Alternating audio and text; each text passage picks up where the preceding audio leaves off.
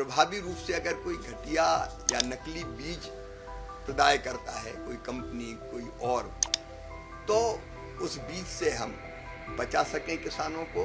एक तो ये होगा कि खराब बीज सिस्टम में आएंगे ही नहीं, और आए तो वो पकड़े जाएंगे। अभी जो प्रस्तावित है 30 लाख रुपए तक का जुर्माना, अच्छी कंपनियां अच्छे बीज दे सकेंगी, जो गड़बड़ हैं उनके खिलाफ सख्त कार्रवाई की जा सके। आपको ध्यान होगा बीच में हमने विकसित कृषि संकल्प अभियान भी चलाया था। तब भी किसान की एक बड़ी शिकायत थी कि कई बार हम जो बीज खरीदते हैं वो या तो घटिया निकलता है या नकली निकलता है, दावे कुछ किए जाते हैं, निकल कुछ जाता है। तो इससे निजात दिलाने की जरूरत है। समय समय पर और भी ये मामला उठता रहा है बीजों का, और इसलिए जो सीड एक्ट था पुराना, वो 1966 का था लगभग, जिसमें थोड़े बहुत 500 रुपये के जुर्माने का प्रावधान था। वो बहुत प्रभावी नहीं था। इसलिए आवश्यकता इस बात की महसूस की गई कि एक ऐसा सीड एक्ट जो प्रभावी रूप से अगर कोई घटिया या नकली बीज प्रदाय करता है कोई कंपनी कोई और, तो उस बीज से हम बचा सकें किसानों को। और अगर कोई ऐसा करता है जानबूझ के, तो उसको सख्त दंड की व्यवस्था की जा सके, ताकि घटिया बीज जो किसानों को बेच दिए जाते हैं, वो बेचने वाले दंड के कारण भी और सिस्टम के कारण भी डरें। ऐसे प्रावधान इसमें किए गए ताकि हम किसानों के लिए अच्छे बीज सुनिश्चित कर सकें। इसमें हम लोगों ने कोशिश ये की है कि ट्रेसेबिलिटी का एक सिस्टम बना रहे हैं पूरा। अभी किसान को बीज पता नहीं चलता कि कहाँ आया, कहाँ उत्पादित किया गया। अब इसमें ट्रेसेबिलिटी का पूरा एक सिस्टम होगा। जो बीज आएंगे वो ये पता चलेगा कि डीलर के पास कहाँ से आए, डीलर के पास, डीलर के पहले किसके पास थे और कहाँ उत्पादित हुए, किसने बनाया। तो हमारी कोशिश ये होगी कि जब ट्रेसिबिलिटी से ये पूरा पता चल जाएगा, जैसे ही QR कोड को स्कैन करेंगे तो ये पता चल जाएगा कि बीज कहाँ से बना, तो मूल ही पकड़ में आ जाएगा। तो एक तो ये होगा कि खराब बीज सिस्टम में आएंगे ही नहीं, और आए तो वो पकड़े जाएंगे।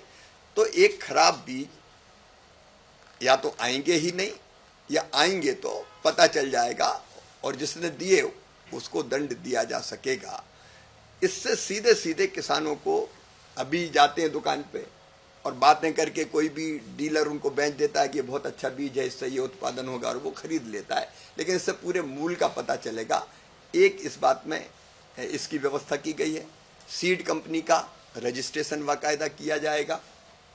रजिस्ट्रेशन की जो व्यवस्था है उससे भी कौन कौन सी पंजीकृत हमारी सीड कंपनीज है, सीड बेचने वाले हैं, वो पता चल सकेगा।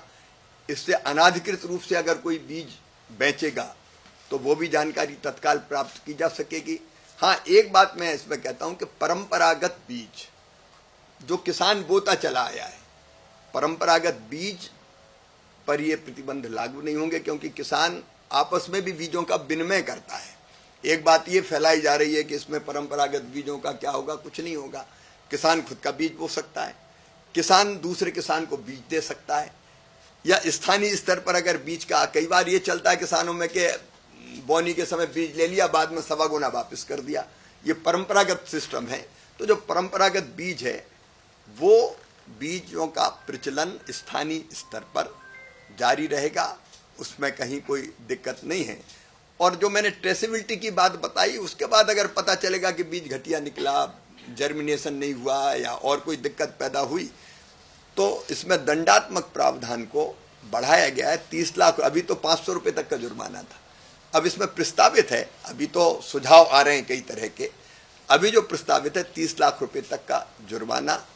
और अगर बहुत गंभीर है कि जानबूझ के डेलिबरेटली या अपराध किया गया है, तो उसमें सजा का प्रावधान किया गया है। तो मुझे लगता है कि किसानों को कंपनियां, सब कंपनियां खराब नहीं है, मैं ये नहीं कहता, अच्छी कंपनियां अच्छे बीज दे सकेंगी, जो गड़बड़ हैं उनके खिलाफ सख्त कार्रवाई की जा सके। तीनों चीजें हैं। एक, हमारे जो पब्लिक सेक्टर, सार्वजनिक क्षेत्र, जिसमें ICR हमारे बीज बनाता है, वो पूरी ताकत के साथ खड़ा रहेगा। हमारी यूनिवर्सिटीज काम कर रही है, हमारे KVKs काम कर रहे हैं। दूसरा, देसी कंपनियां जो बीज बनाती बीज उत्पादित करें, क्योंकि प्राइवेट सेक्टर की भी ज़रूरत है और इनोवेशन और रिसर्च एक तरफ आईसीआर भी करता है, यूनिवर्सिटीज भी करती है, दूसरी तरफ प्राइवेट कंपनीज भी करती है। तो कोई अगर करे तो उस इनोवेशन का फायदा किसान को मिलना चाहिए। तीसरी तरफ कई बार जरूरत पड़ती विदेश से भी कोई बीज आए, उसको रोका नहीं है, लेकिन पूरी तरह से नियमन की व्यवस्था है, उसका पूरी तरह से मूल्यांकन होगा।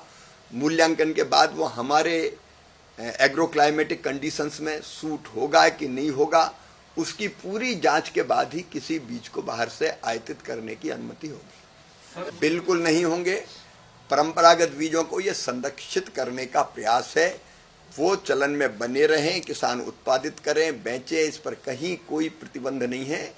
किसानों को पूरी तरह से स्वतंत्रता है कि वो स्थानीय स्तर पर बीज अपने घर के बीज का उपयोग करें, दूसरे किसान को भी दें, स्थानीय स्तर पर आपस में अगर वो बेचेंगे तो वो जारी रहेगा। ये व्यापक पैमाने पर जो व्यापार करता है केवल उस पर लागू होगा।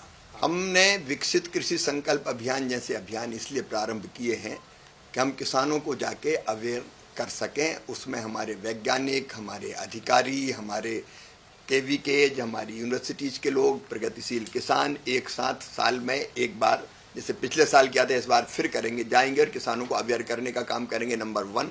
नंबर 2, हम कृषि विज्ञान केंद्रों को इस तरह से एजुकेट करने की नोडल एजेंसी ही बनाएंगे, क्योंकि हर जिले में 1 केवीके हमारा है, 731 केवीके है, तो वो सक्रिय रहेंगे और वो भी किसान को इनकी विशेषता या बाकी जानकारियां, अगर कोई खराबी है तो वो भी जानकारी देने का काम करेंगे। तो केवीके की भूमिका को और प्रभावशाली करने की कोशिश करेंगे। प्रोविजन बिल्कुल, कोई घटिया बीज है तो मैंने जैसा पहले बताया कि अभी तक 1500 रुपया तक जुर्माना होता था तो कोई भी दे देता था। अब 30 लाख रुपए तक का जुर्माना, और अगर डेलिबरेटली कोई गड़बड़ बीज बेचा गया है, बनाया गया है, तो उसमें 3 साल तक की सजा का प्रावधान। सर ये देखा जाता है